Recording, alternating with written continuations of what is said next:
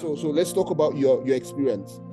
Yeah. So if I was going to summarize my experience in a few words, it's that it is absolutely shocking that the only platform for leadership recruitment into elective office in Nigeria is completely anti-democratic, which is the political parties. That for me that sums up what my experience was in 2014, and it sums up what the experience of many people were in May and June of last year as we're preparing for the 2023 election, that your parties are not democratic at all. And so as a leadership recruitment platform, it is deeply flawed, filled with delegates and party chairmen and party officers that for those of us coming from the corporate world, you wouldn't employ these people in any meaningful positions. Honestly, they would be at the most clerks, drivers. I don't even know if they can be receptionists in the corporate world. But here are the people who are actually deciding for you, who you will vote for on election day. So by the time we get to elections, this is my golden rule, by the time we're all coming out to vote on February 25th this year, or March 11th next month, 98% of the battle for decent leadership has already gone. We've already lost 98% of that battle because we're not at the party level. If we're not at the party level influencing who emerges as candidates, the change, I don't want to use that word, the reforms that we think we need in Nigeria will never come. It's near impossible. Near impossible. Okay. So if you were to change the system, how would you suggest that we start changing, or we even change in any way? I mean, that's a very hard one, but the first one I say is we need to join parties. And when I'm speaking to people every time, I'm like, how many people here are card-carrying member of any party? Any party. Well, let's not even be picky. How many of you are card-carrying members of the parties? How many of you are involved in your party affairs?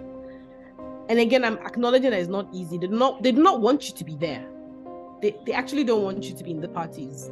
They want you to stay out of it so that they can continue doing what they do now. So it will be a battle.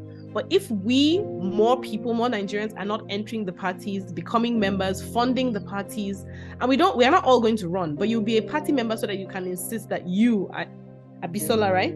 Yes, Abisola. Can run.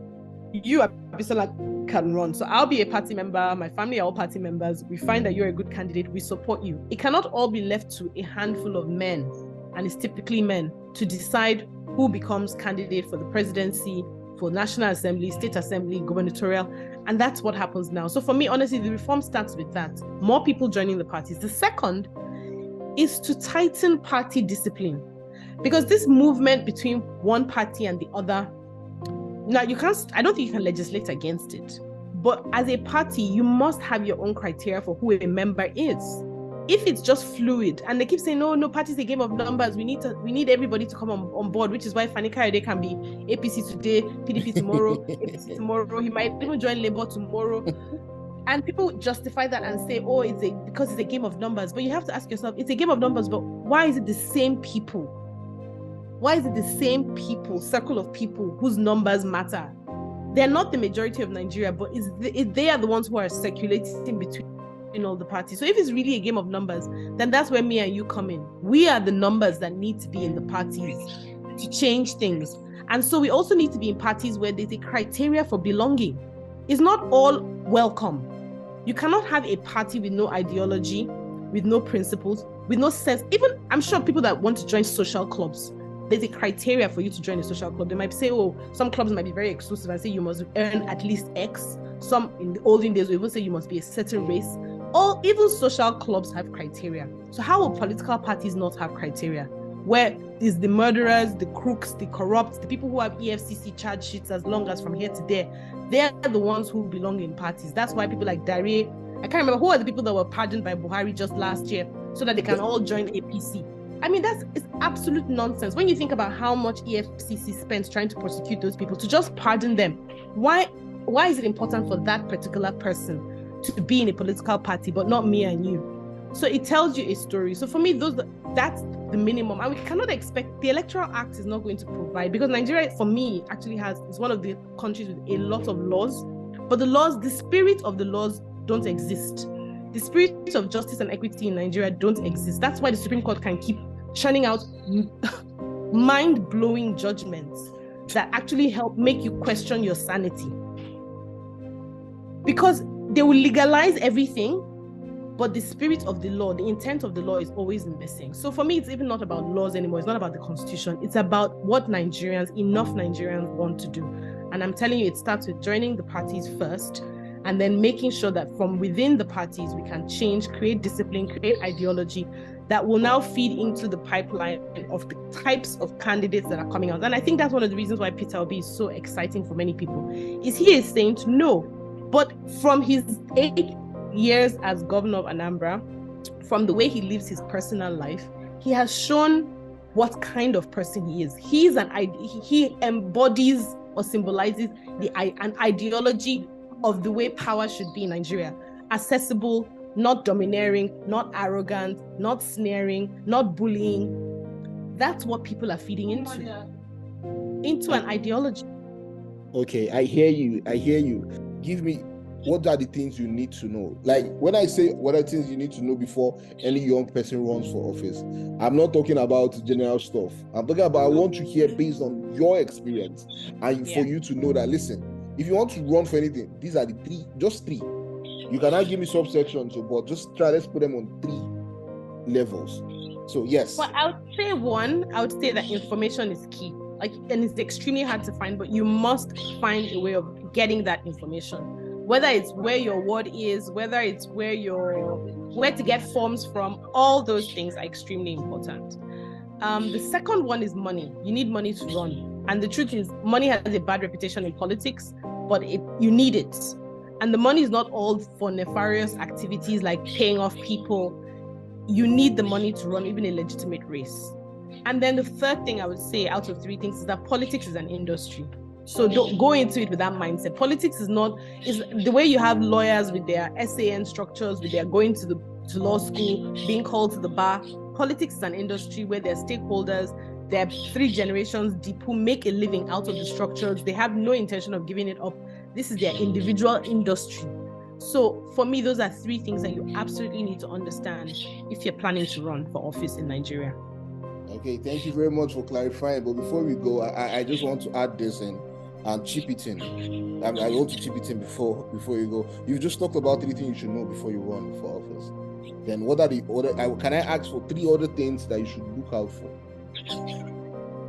Sure. First one is look out for fake people, aka moles, aka supporters who are coming, but they're basically like Trojan horses who are being sent to sort of destabilize you, which again is why you need to have some sort of recruiting ideology for your membership, for your team. It will help you keep out people. So watch out for fake people.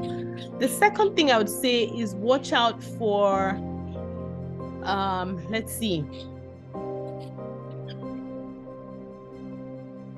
watch out for fake people. Anyway, let me expand a little bit on fake people, because the reason why is fake people is not only just people in your campaign, but also people in the election sector. So it's people within your political party who are trying to undermine you. It's also the INEC agencies. You get lots of calls of people volunteering things. Everybody wants a piece of you. So that leads to the second thing. The second thing is you have to play the fool. Sometimes you have to play the fool. People think for you to be running, you have a lot of money, because that's the way Nigeria is. So they're expecting to get their share. So again, be very wise about that. And I think third and finally, you'll find that a brand is very important. If you have a brand, it also protects you, because people will know what kind of person you are, and it will create a natural shield around some of the nonsense that will be coming your way. Okay, now I feel like when I want to run for office, or if I want to run for office in future, I'll just go back to this interview and pick out these 3 things and put them in my room, so that when I wake up, that's the first thing I'll be looking at. I don't know about that. You should have the map of your constituency and know your wards. But yes, which is why the information is key. You need to map out your wards. You need to know who your chair people are. At the end of the day, I had 22 different ward chairmen to deal with. Yes, and they were all men. So 22 different ward chairmen to deal with.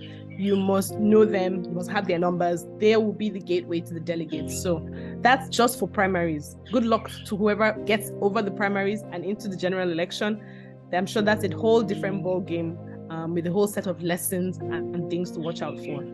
Okay, so Aisha, just tell us before you go now, why should we, the book, Love Does Not Win Elections, very interesting title as such, and you've mentioned why you had to put this book together and everything, but again, for someone who did not know you had a book or anything, just explain the book to them and why they should go out and get it.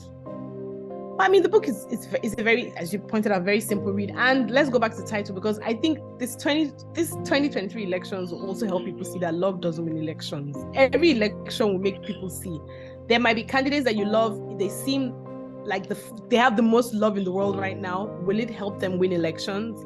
That's actually, I'm so skeptical that I don't even want to say anything so I don't jinx it. But the reason why you should read the book is that it gives you an insight into what the political arena is from the eyes of somebody who went through it. We read a lot of things on newspapers and papers. We hear a lot of rumors. This book helps you peel back and know what is actually true. And it's even just one perspective. And I know from many people who read the book that this is actually the experience, not even only in Nigeria, but in Kenya, in places as like Sierra Leone. The politics in the political party, that's where it really starts.